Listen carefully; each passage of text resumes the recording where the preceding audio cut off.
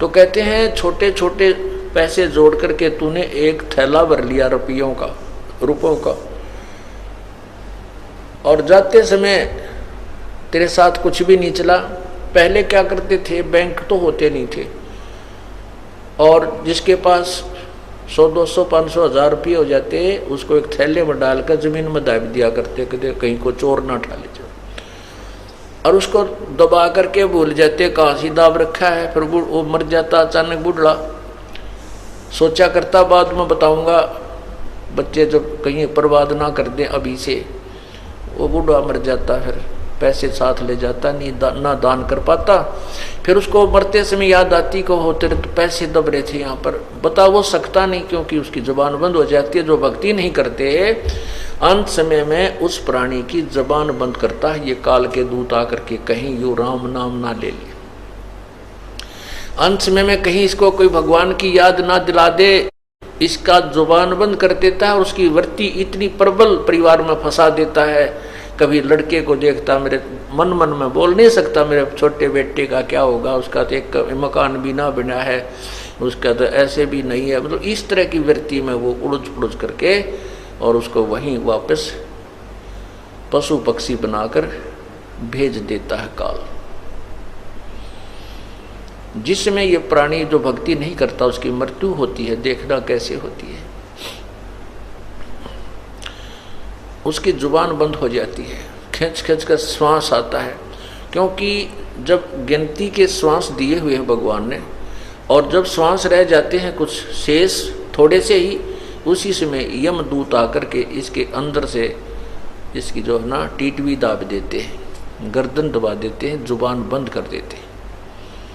जैसे जुबान को पैरालिसिस हो जाता है ऐसा कर देते, पूरा शरीर को ही पैरालिसिस टाइप हो जाता है।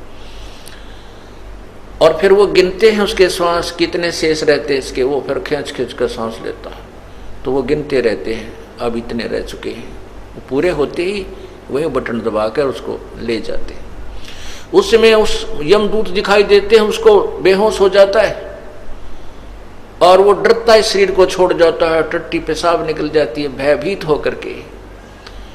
आप देखना जो परमात्मा की भक्ति करते हैं उनकी मृत्यु देखना, जब उसका पेशाब और टट्टी और आंखें भी आसानी से शरीर निकलता, उसको कोई पीड़ा नहीं होती। और जो भक्ति नहीं करते ऐसी दुर्गति होकर मरता है वो। और पहले तो यहाँ तक कहा करते कि इसके प्राण ना निकलते पापी के, गाय का पुच्छड़ पकड़ा दो, शायद कुछ थोड़ा बहुत पार हो जाए। ये टोटके है करवाया करते ये मूर्ख लोग। फिर कहते गंगा का जल ला दो, इसमें गंगा का जल घेर दो, इसका पंडा छूट जाता है, पीछा छूट जाता है। तो इस प्रकार भक्ति करने और ना करने वाले में बहुत अंतर है। परमात्मा कहते हैं आए हैं सो जाएंगे भाई राजा रंग फकीर, एक सिंहासन चढ़ चले एक जूड़े जा जंजीर। जाना तो सभी ने है, भक्ति कर रहे हैं वो भी शरीर छोड़ेंगे, जो नहीं कर रहे हैं वह भी छोड़ेंगे। जो शरीर भक्ति नहीं कर रहे हैं उनको तो यम के दूत बांध के ले जाएंगे एक मुर्जिम की तरह, और जो भक्ति करते हैं उनको परमात्मा विमान में बैठा कर ले जाएगा, सिंहासन पर बैठा कर। एक भगत जी बताओ था, कह रहा था जी मैंने एक बार स्वप्न आया कि मैं दादू साहब के जहाज में बैठा जाऊं था, ऊपर सतलोक की तरफ ले जा रहे थे। वो मेरे गुरुजी थे किसी जन्म में, और दादू साहब कबीर जी के शिष्य थे। परमात्मा मिले थे उनको बूढ़ा बाबा के रूप में। तो दादू साहब के जहाज में बैठा जाऊं था, और हमारे गांव की बहुत लंबी चौड़ी बनी थी, वहाँ पर बनी यानी जंगल होता है, और वहाँ मैं बालक से थे जो वहाँ आया करते, उसमें जाल होती थी पहले, उनका पील लगा करती, एक फल होता है जाल का पेड़ होता है, और वहाँ और भी बहुत से हमें खेला कूदा करते बचपन में। वो दिख गया मैंने जहाज में गए, और मैं नो देखने लग गया, रे मैं तो यहाँ घूमा करता, यहाँ पर ऐसा खेला करता।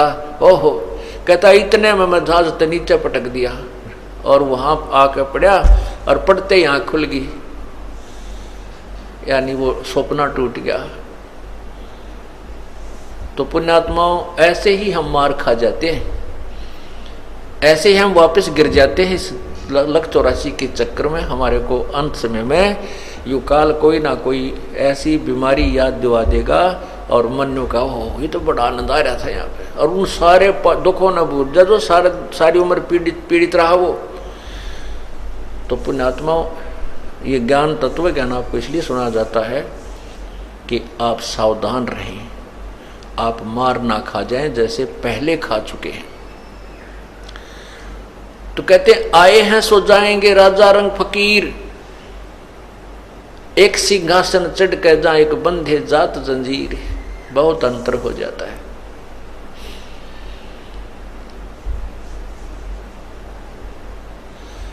तो इसलिए क्या कहते हैं परमात्मा के, जैसे जब वो अंत समय में मरता है, सारी उम्र माया जोड़ जोड़ कर धर जाता है, और अंत समय में वो बच्चों को भी बताना भूल जाता है, अचानक मर जाता है, तो उसकी वृत्ति वहीं रह जाती है। फिर वो सर्प बन का आता है, और सर्प बन की जूनी धार करके वहीं घर में घुसता है जहां उसने वो धन दबा रखा होता है, वहां ढूंढता फिरता है। फिर वह बच्चे उसका मारे, लठ तोड़ें, उसके हड्डियों को, पंसलियों को एक करें या मार डालें, फिर वो वहीं उन्हीं के हाथों मरता है करके। ऐसे दुर्गति हमारी होती रहती है, हमने इससे सावधान होना है। तो क्या बताते हैं, कौडी कौडी माया जोड़ी जोड़ भरा एक थैला रे, खाली आया खाली जागा संसार लेना थैला रे। एक जगह शमशान घाट पर देखा था, याद नहीं आ रहा कहां पर लिखा था, उसमें लिखा था शमशान घाट इधर है, और नीचे एक श्लोक लिखा था कि ए भोले इंसान याद रखना कि कफन का जेब नहीं होती, कफन का जेब नहीं होती। जब तू यहाँ आएगा तेरे साथ कुछ नहीं आएगा, और जिस पर एक सिंगल कपड़ा तेरे ऊपर डाला जाएगा वो उसका जेब भी नहीं होगी, अर्थात तू कुछ नहीं ले जा सकेगा।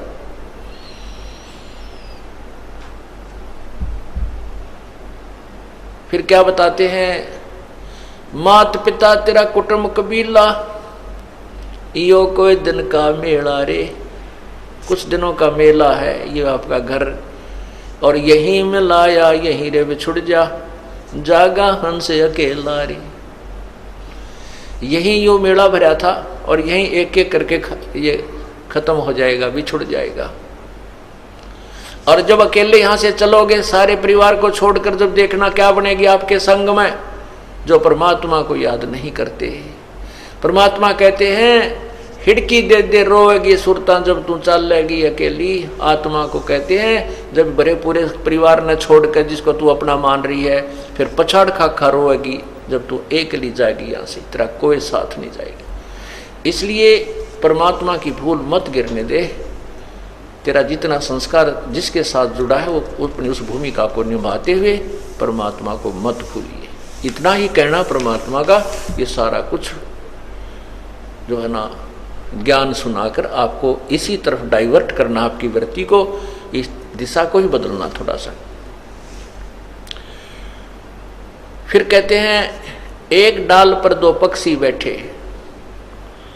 एक गुरु एक चेला रे। और चेला तो चंचल है भाई, गुरु निरंतर खेला रे। अब क्या बताते हैं कि जैसे आगे निर्णय देते हैं कौन तो गुरु है कौन चेला है। अब जैसे ज्ञान मार्गदर्शन करना, तो इस दास आपका गुरु है और आप शिष्य हो। और फिर आपको जो नाम दे दिया है, फिर आपने कैसे जो नाम दिया है उसको, वो तो आपका गुरु और चित्त, अर्थात जैसे गुरु जी के प्रति आपका अटूट भाव, अटूट श्रद्धा, अटूट ध्यान लगा रहना चाहिए, गुरु जी की तरफ आपकी वृत्ति सदा रहनी चाहिए। ऐसे ही फिर जब नाम आपको मिल जाता है तो सिमरण करते समय उस शब्द को जो मंत्र दे रखा है वो तो आपके गुरु की तरह, और चित्त को चेला बनाकर उसके ऊपर सिमरण पर लगाए रखना है। कहते हैं इस पद का तुम भेद सुनो, वो कौन गुरु कौन चेला रे। रामानंद का कहे कबीरा, शब्द जो मंत्र आपको दिया है वो गुरु और चित्त, अर्थात उसके ऊपर मन को लगाए रखना, वो तेरा वो शेष है, यानी चित्त को उस मन के ऊपर, मंत्र के ऊपर लगाए रखना, भक्ति करते रहना, ऐसा परमात्मा हमें समझाते हैं। पुण्यात्माओं भक्ति भी करें तो कैसे करें, किसकी करें, कौन परमात्मा है और किस साधना से हमारा मोक्ष होगा, सबसे पहले ये निर्णय करना होता है।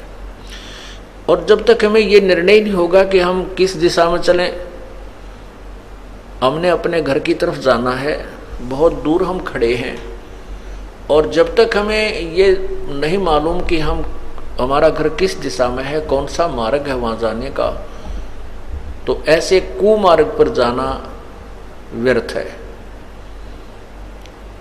विपरीत दिशा में चाहे हम कितनी स्पीड से चलते रहें, वो दिशा दूर, वो हमारे मंजिल से दूर ही हमें ले जाती रहेगी। शास्त्र विधि को त्याग कर मनमाना आचरण जो हम करते हैं वो हमारे लिए हानिकारक है, परमात्मा से दूर कर देता है। कैसे कर देता है? जैसे किसी ने तप किया तो राजा बन गया। अब राजा बन जाता है, फिर नहीं मानता भगवान को, बस वो तो इतना तो मानता है कि तब मंदिर आ गया, न्यों कर लिया। कभी गया तो लोग दिखावा 10-5 हज़ार रुपये दे दिए, कोई जमीन दे दी मंदिर के नाम पे, उसी तरह के। लेकिन कोई नो कहे तो गुरु बना ले और भक्ति कर और बुराई मत कर, माया जोड़नी छोड़ दे, दुनिया को तंग ना कर, टैक्स अधिक मत लगा और ये बकवाद करनी छोड़ दे, घुटी छुट्टी लानी छोड़ दे, ये नहीं छूट सकती। तो फिर वो अभिमानी हो जाता है, उसके सामने उसको 9 शब्द सुना स्वीकार्य नहीं होता। राजा को कोई नौकर या कोई भी उसको कहे वो नहीं सुनता, उसमें इतना अभिमान बन जाता है और अपने जीवन को खो करके वो पशु जूनी में चला जाता है, परमात्मा से दूर हो गया। शास्त्र विरुद्ध साधना से अर्थात कुमार्ग पर जाने से मंजिल से विपरीत दिशा में चला गया।